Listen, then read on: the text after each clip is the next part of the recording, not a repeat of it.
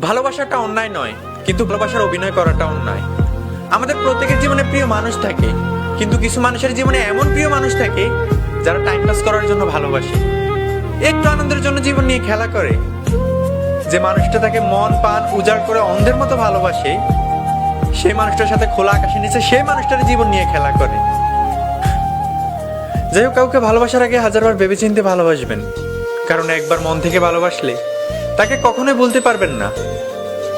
আর মিথ্যা ভালোবাসা, সেটা হচ্ছে গাছের পাতার মতো, জাওল পাকাতেই ঝরে যায়। আর সত্যিকারের ভালোবাসা পানির মতো, যা শত আঘাতের পরেও আবার জোড়া লাগে। আসলে একটা কথা সত্যি, যারা টাইম পাস করার জন্য ভালোবাসে তারাই সত্যিকারের ভালোবাসা পায়, আর যারা সত্যিকারের ভালোবাসে তারাই অবহেলার বিড়া হারিয়ে যায়। আর ভালোবাসাটা সবার কাছে সমান নয়।